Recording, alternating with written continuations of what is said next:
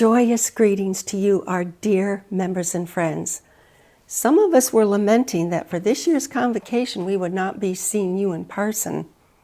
Each year you bring your own unique search and your devotion that's very inspiring to us.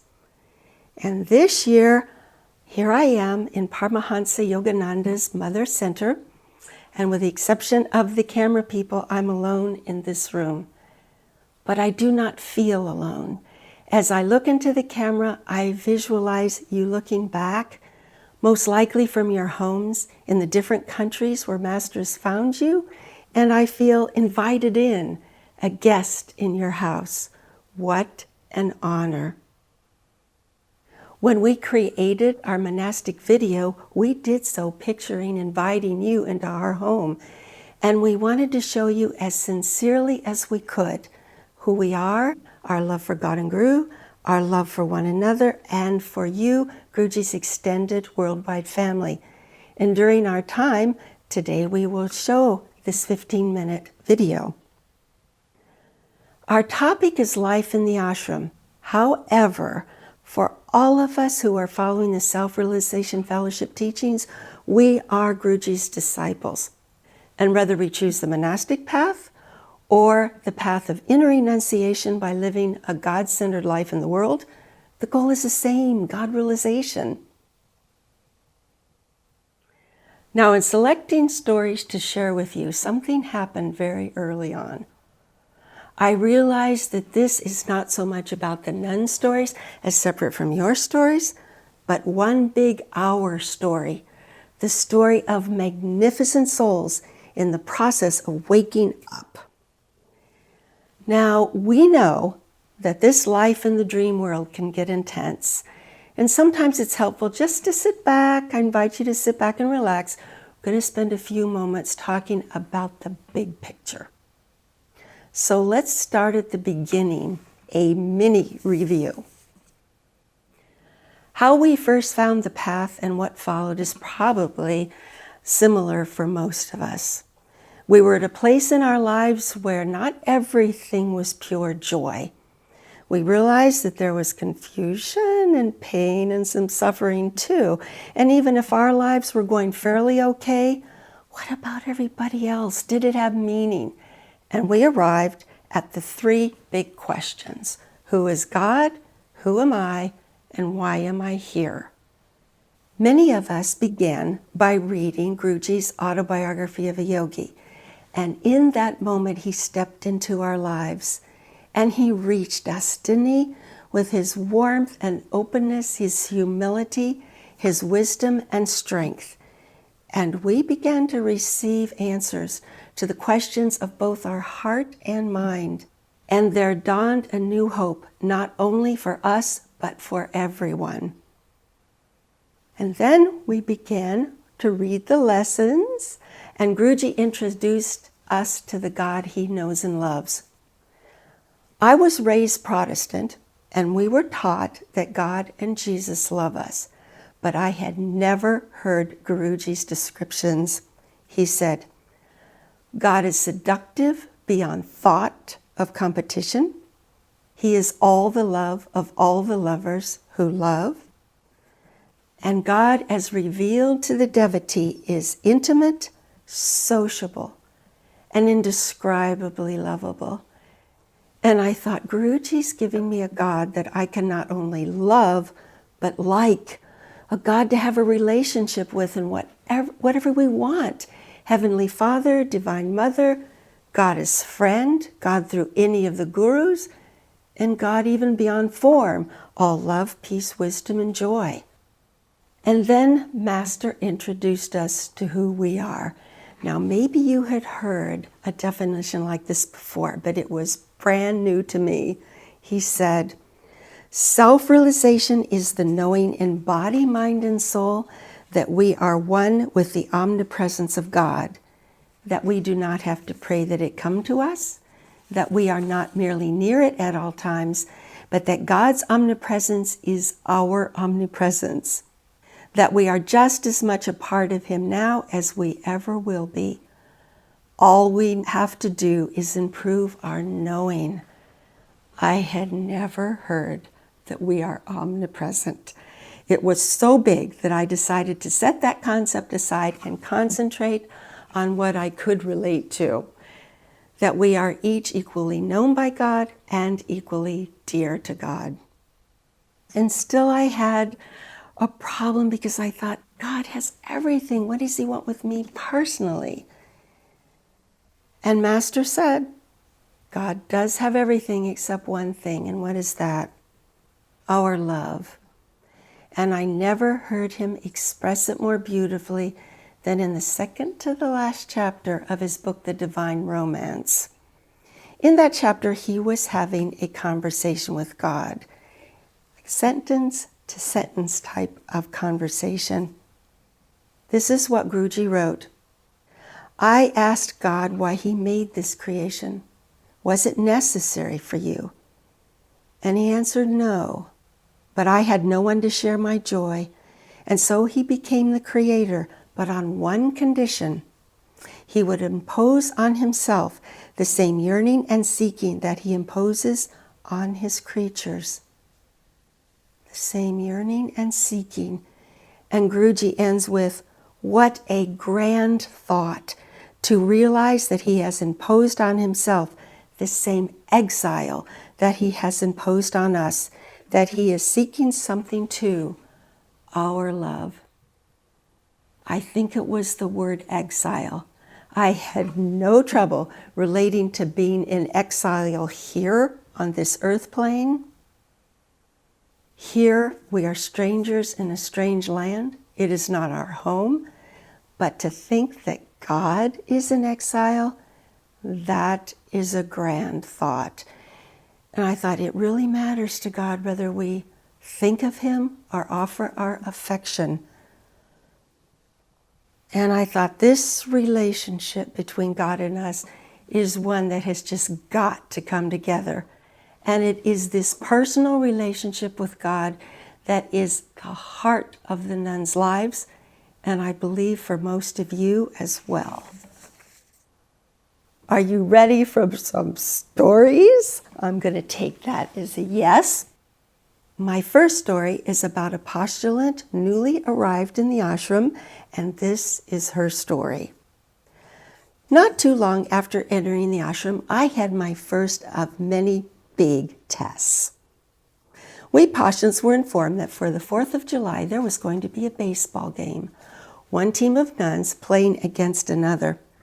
I was so excited about this game because in junior high school, I was the captain and pitcher on our school softball team.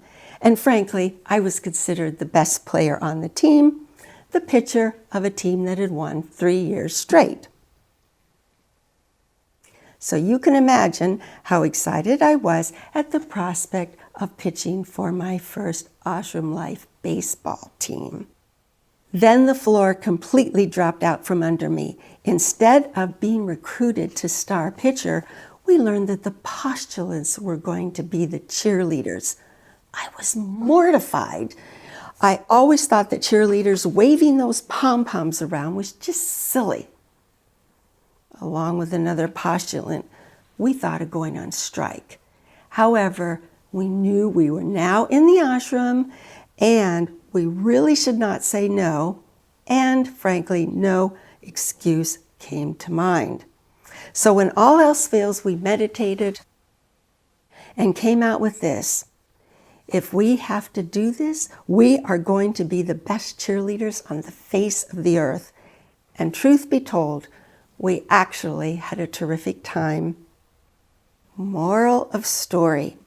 Watch those strong aversions. The Guru will find them and make you face them. This was one of many ways Guruji was looking at how well my ego can handle his training. Yes, we do relate to that ego side of ourselves, isn't it? The I, me, and mine that wants what it wants, and when it wants to be right, it wants to be validated, and it certainly wants to be included. And if it doesn't get these things, it often pouts. Now, the monastic life is very condensed. And our egos pop up from time to time, and we seem to be often facing ourselves. For instance, if one of us gets in a mood, and yes, we know what that is, we cannot just go take a car and go to the beach. We may go to the beach at some point, but in that moment, we attend the next scheduled activity. It is not always easy. Now I'm going to tell you a beautiful story relating to the ego in a different way. One of the nuns shared with me a story that happened to her shortly before she found the path. She had a desire as a child that grew very strong when she was a teenager. She wanted to do something big with her life, something really important. And it was the evening of a normal day, and she had set aside time to do something for herself, and instead she helped someone in need. The next morning she was making her bed, and it was as if a veil was pulled aside, and she realized a truth. It is not the big things in life, but the little deeds of selflessness that overcome the ego that will make you free. Not the big things, but the little deeds of selflessness that overcome the ego that will make you free. I had the privilege to serve with this nun for over 20 years, and she's one of my greatest inspirations, and this is how she's lived her life. Now I'm going to share with you a story from the autobiography of a yogi.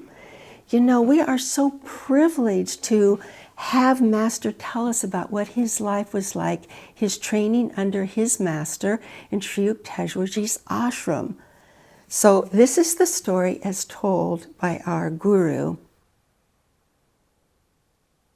You may be in charge of the hermitage. Sri Yukteswar was pleased over my enthusiastic arrival. Your duties will be the reception of guests and the supervision of the work of the other disciples. Kumar, a young villager from East Bengal, was accepted a fortnight later for ashram training. Remarkably intelligent, he quickly won Master's affection. For some unfathomable reason, Sri Yukteswar adopted an uncritical attitude toward the new resident. Mukunda, let Kumar assume your duties. Employ your own time in sweeping and cooking. Master issued these instructions after the new boy had been with us for a month. Exalted to leadership, Kumar exercised a petty household tyranny. In silent mutiny, the other disciples continued to seek me out for daily counsel. This situation continued for 3 weeks, and then I overheard a conversation between Kumar and Master. Mukunda is impossible, the boy said. You made me supervisor, and yet the others go to him and obey him. That's why I assigned him to the kitchen and you to the parlor, so that you might come to realize that a worthy leader has the desire to serve, not to dominate. Sri Yukteswar's withering tones were new to Kumar. You wanted Mukunda's position but could not maintain it by merit. Return now to your earlier work as cook's assistant.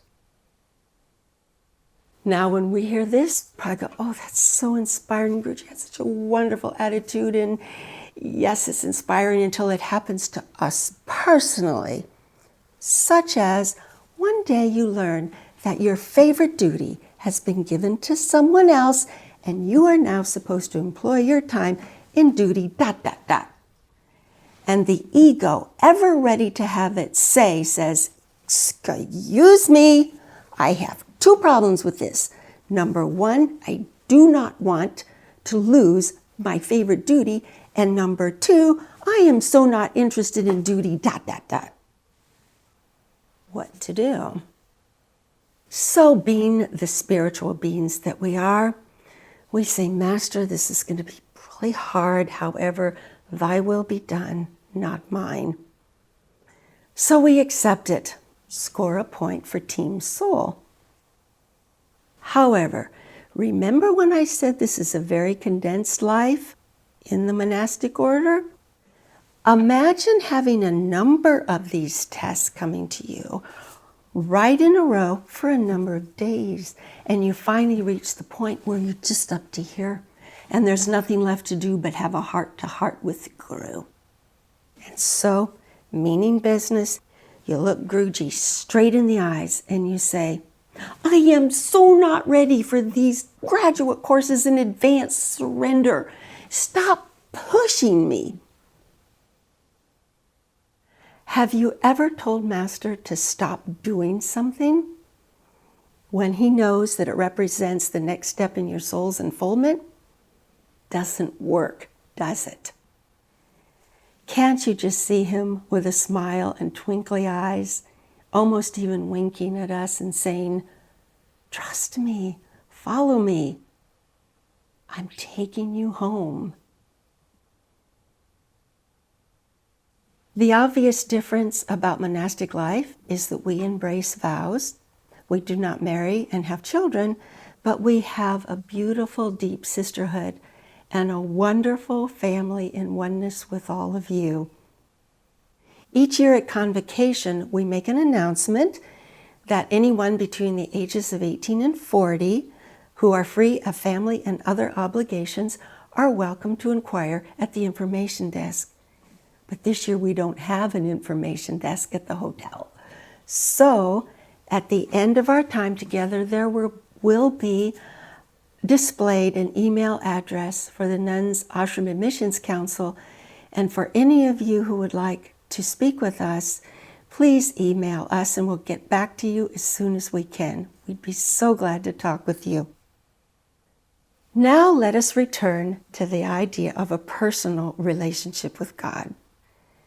So I think we would all agree that it's easier to love when there is great trust. And so we're going to take a little time now to test our current level of trust in God. So I'm going to ask some questions, and of course we can answer mentally just the first thing that comes to your mind. Question number 1 has 2 parts. Part 1, do you believe in God?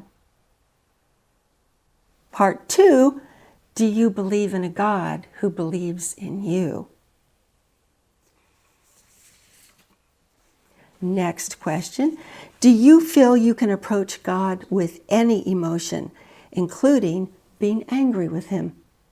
Any emotion at all?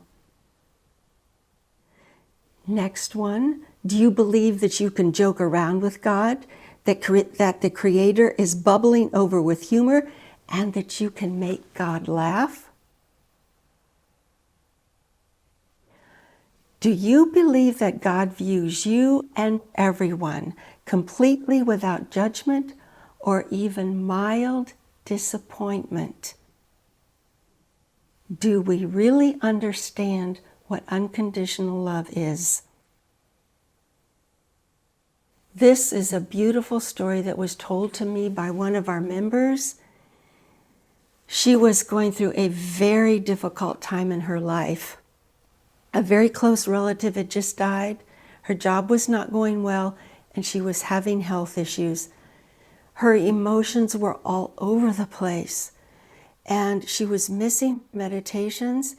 And one time she just sat before her altar and said, Master, I want to meditate, but I am in such pain. And this is what she shared. Suddenly, I felt a soothing love in my heart, and inside, I heard my Guru's sweetest words.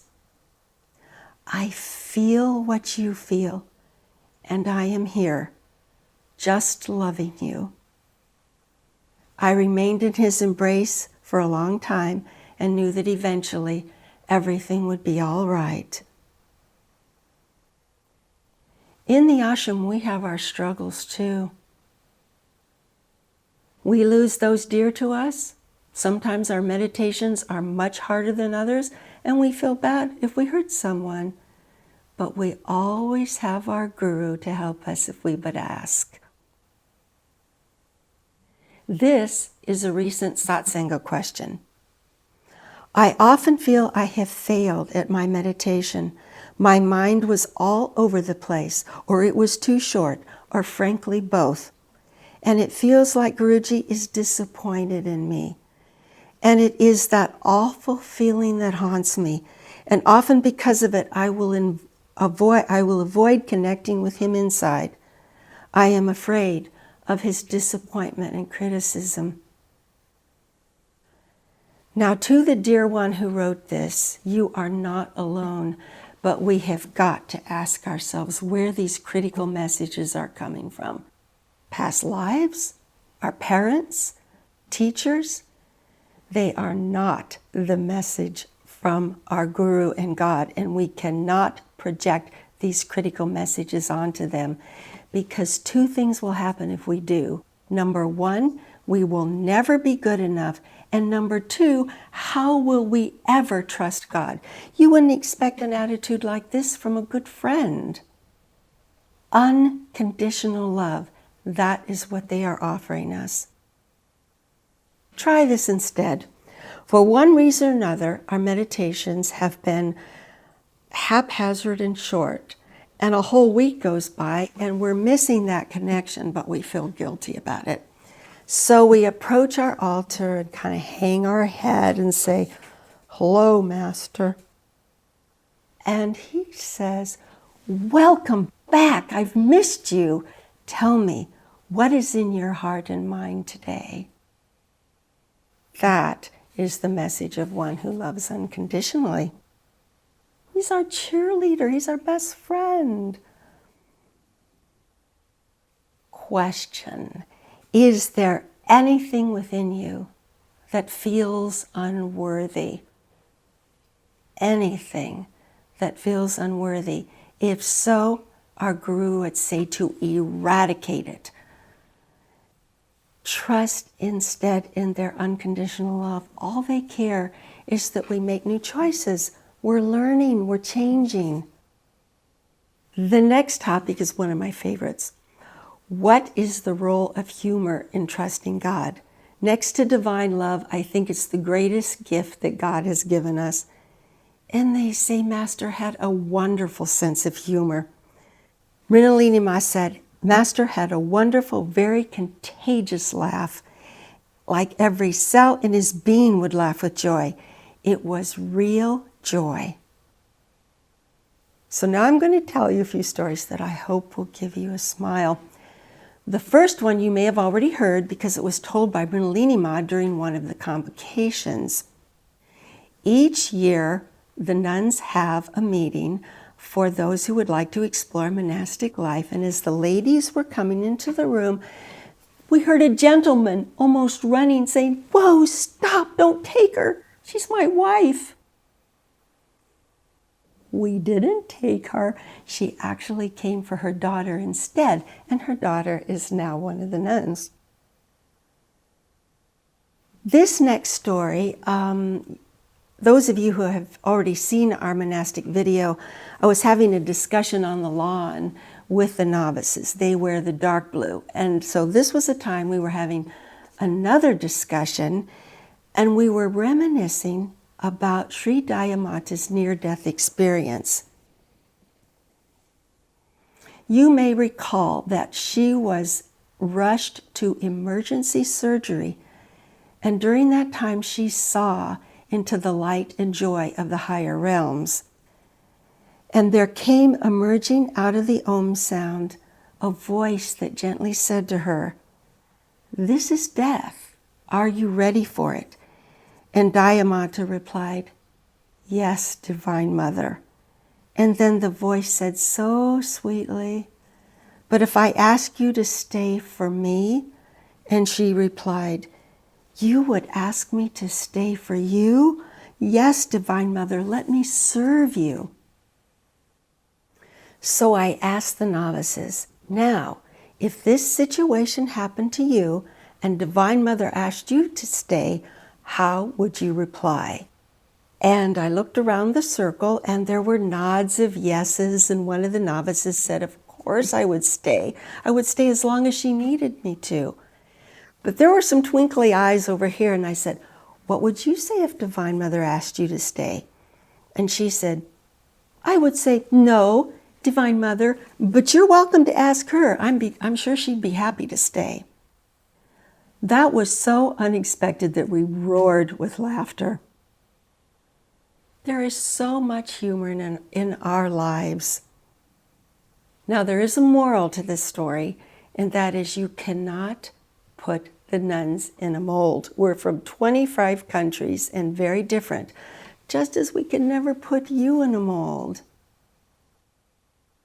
And finally, and this is more difficult, I do not believe we can truly trust God until we can not only accept but embrace the pain in our lives.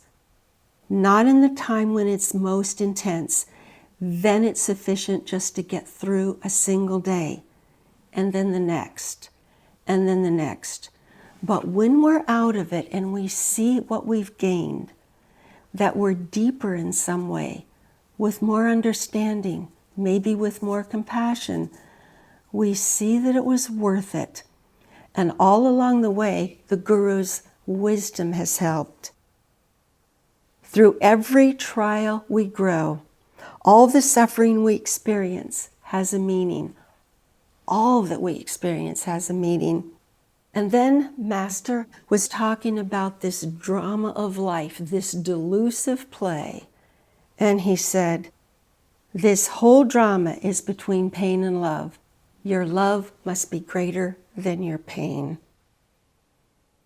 Question: can we see ourselves now or in the future as viewing every adventure of our life as an opportunity to show ourselves and God that our love can be greater than our pain? It would give quite a framework to this adventure of life. And let me close with two things. The motto of the United States Marine Corps is Semper Fidelis. It means always loyal, always faithful. The Marines view themselves as a family who have each other's backs. They are committed and they believe in what they do. And what about all of us, Guruji's disciples? Are we not one glorious spiritual family, comrades against delusion, marching toward our divine goal? And at the lead is our blessed Guru, who is always faithful, always loyal, here for us, seeing the highest in us, and loving us always. And regarding having our backs, he said, I will come back again and again as long as one stray brother is weeping by the wayside. He would incarnate for one of us. So let us honor our great good fortune by trying to the best of our ability to live by his motto, only love can take my place. Rather than criticize one another, can we not offer respect, our prayers, our love, and our support? Can we offer love at every moment? No, probably not. But we can keep on trying, and we can always go back and say we're sorry. And lastly, why do we care about you so much? It is because of who we are and who you are. There was a time when the collective mindset of the day was do not kill each other. Thou shalt not kill. With the incarnation of Jesus Christ, that mindset began to evolve to love thy neighbor as thyself. And then with the coming of Guruji and his message of oneness, and others who have that message of oneness as well, the mindset is evolving to I am my neighbor. We care about you, and it's our joy to pray for you because you're not separate from us, but a part of us. We are all one, and in omnipresent God consciousness, we're going to realize that. Our vocation as nuns is to practice Kriya Yoga, serve Guruji's divine mission, and pray for all. And through the worldwide prayer circle, our prayers are joined by yours. And along with Guruji's healing technique, it is a powerful force to help bring God's love and healing light to the world. And now it is time to view the nuns' video together. Remember that we created this video with the thought of inviting you into our homes, and I would add, into our hearts as well. And at the close, there will be a beautiful visualization for us to practice together and some closing thoughts.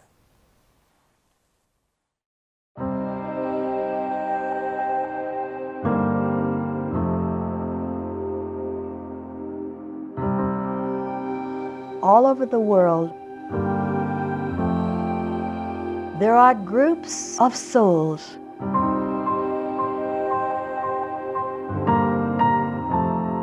who, even though they may have their inner struggles,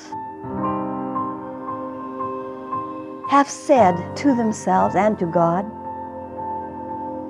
I want to forget your world, and I want to dedicate the rest of my life to finding reality or God.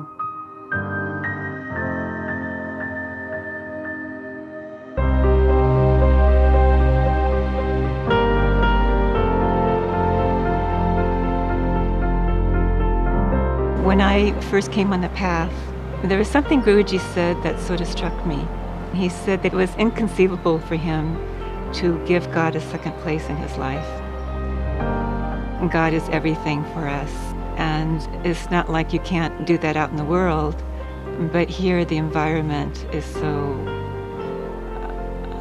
conducive. Thank you.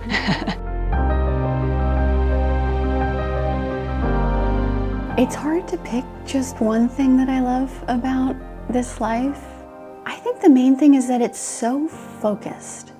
Everything about every part of the day is all going in the same direction. Everything's of God.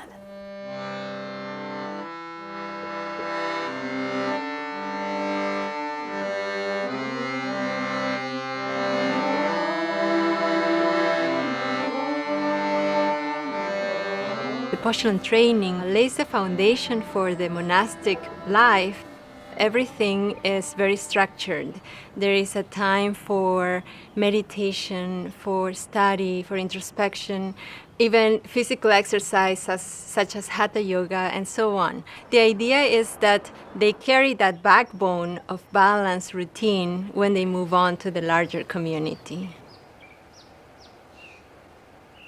When a nun has been at the Passion Ashram for approximately 2 years, she takes her first formal vow, which is the novice vow, and joins the larger community.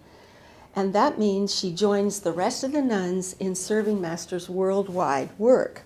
So she's swept up into a lot more activity and service. However, there is the novice program, and novices live in a beautiful house. They have a senior brahmacharini living with them, and they still have their group study and meditations.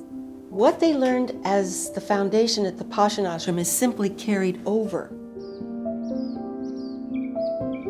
Counseling those who have just come from the Passion Ashram and are now in the novice program is an absolute joy, because I see how I felt as a postulant and then I had those challenges as a novice, but mostly it's just to be in their presence and to share this life. I was very nervous and sad to tell my mom that I was entering the ashram, because I knew my decision was going to impact her tremendously. And among many things I said to my mom, Mom, I also want to live a fulfilling life and be happy. But her answer was just heartbreaking, because she said, I trust you and I am grateful because God has permitted me to enjoy you all this time. But yeah, I have been so blessed to see how Master has taken care of my parents in so many miraculous ways that that's his promise, that he will take care of our family and in a way that is just overwhelming. I have always appreciated that from the very beginning of our lives and throughout, each nun has a spiritual counselor. Your counselor is of great support in the ashram. She's your friend, she's your confidant, your example. She helps you to meet all the challenges that you face here in the ashram. She gives you always understanding and compassion, and she wants the highest benefit for you. In serving as a spiritual counselor, you're partly a mother, partly friend, but at the same time you can't interfere too much because Master is guiding them. And so you're just almost like a cheerleader. You want them to get the most out of the life. You want them to be free within themselves to respond to what Master is trying to do with them, the way he's trying to help them.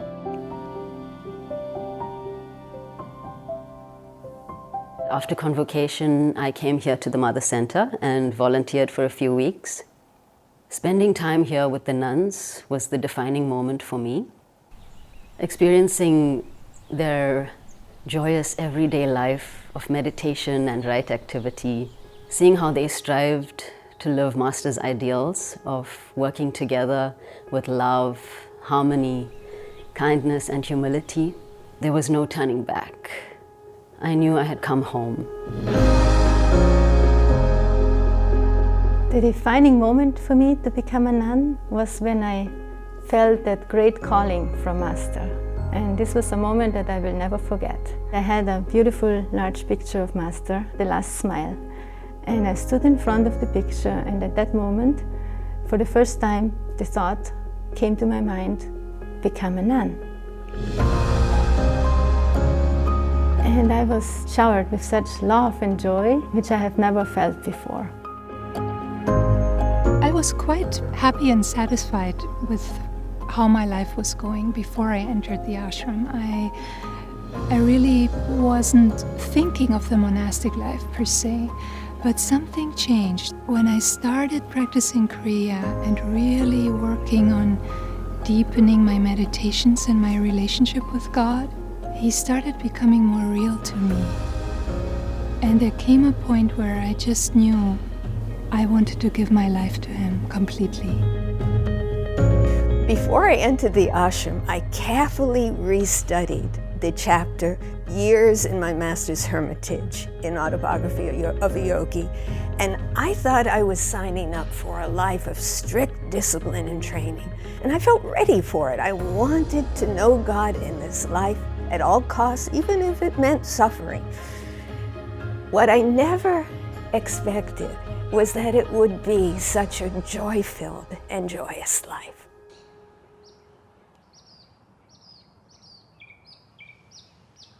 Every aspect of our life here is so conducive to deepening our loving relationship with God. We spend the days inwardly talking to Him, asking His guidance, serving Him, loving Him, and it's just so fulfilling for the soul.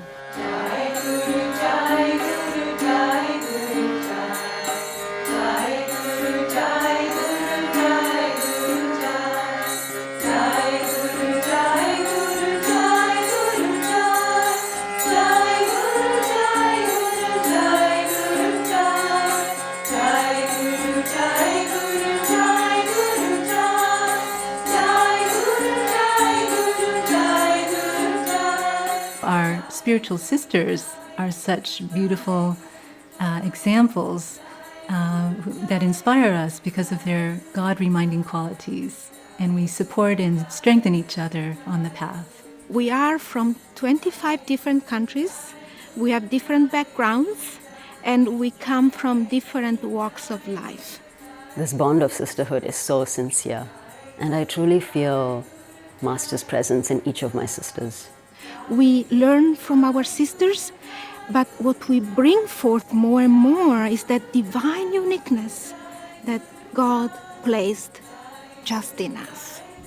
The spiritual life is like swimming upstream. And so the monastic life, you're going up that stream, but rather than swimming on your own, it's like you're in a boat. You're all together, and Master's at the helm, and it's the spiritual effort of each devotee that sort of rows that boat and keeps it going forward. We share this deep divine love and friendship that eases the challenges on this journey towards God. The vibration of those great direct disciples and their example. Shri Gyanamata, Daya Mataji, Urinalini Mataji. So their example really helps me too.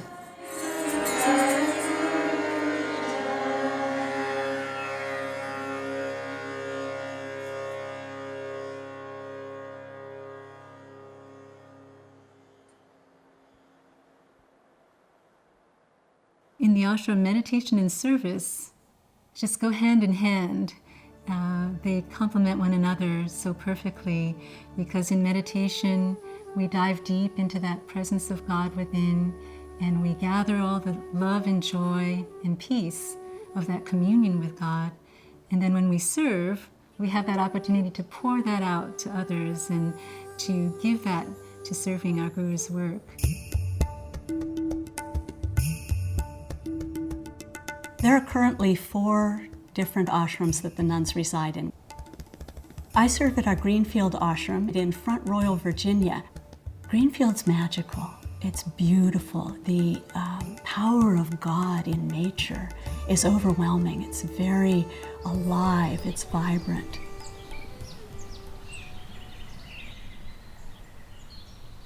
Recreation is an essential part of living a balanced life in the ashram, because it gives us vitality and health and relaxation for the body and the mind. And that in turn helps our meditation and our service. Master really encouraged the devotees to recreate, and he liked to say sometimes that all work and no play makes Jack a dull boy, or a dull girl, in the sense. And so he encouraged them to exercise regularly and to go out sometimes into nature and into these uplifting places where devotees could enjoy being in God's beauty and being together in that divine fellowship.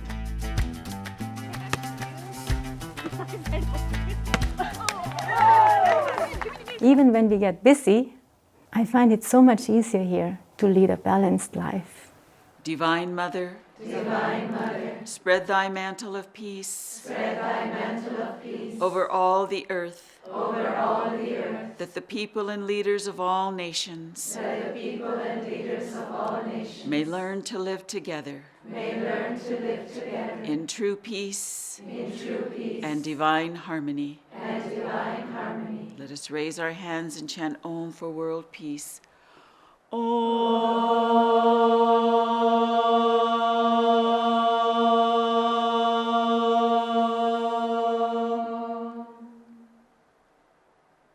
One of our deepest vocations is to pray deeply, because it, as Guruji says, it goes deep into the heart of the vibrations and harmonizes on that deep level of thought and creates harmony, creates goodwill, creates positive results in the world. So we may not necessarily see what we're doing, but it is a powerful force. We care about our members. When we're asked to pray, we take that deeply.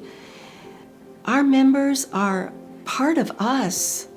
It's Master's expanded worldwide family, and it's very dear to our hearts. When I was thinking about entering and going through the process of, talking with the nuns, one of my biggest concerns was, will they take me? Am I good enough for this life? And what I found was, nobody expects perfection.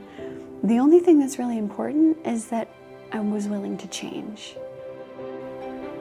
I always remember what Dayama said, it's all about love. It's all about being in love with God. And if you have that, everything else will fall into place. It was beautiful when I entered, and it just continues to get more so. Over the years, it deepens. There is no other life that can be so fulfilling, so meaningful as the spiritual path. One senior sister once told me when I was apostolan, she said, this life, it has a joy that increases with the years. And in my little experience, I can say that this is true for me too. It's a joy that increases with the years.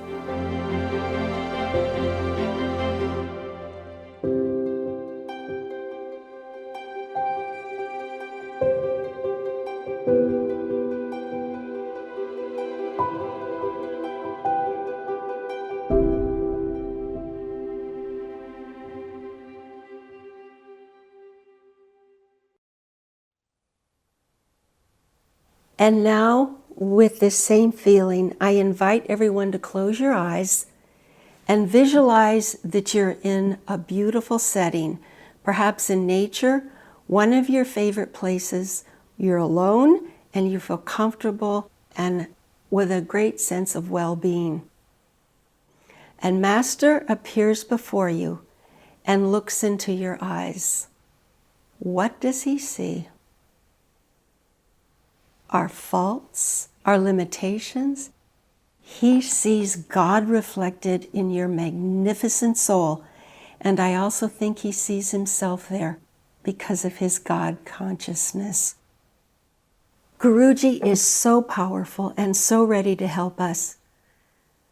If we were about to meet with someone, wouldn't a wonderful prayer be, Master, help me to see this person as you see, to understand as you understand, and to love as you love.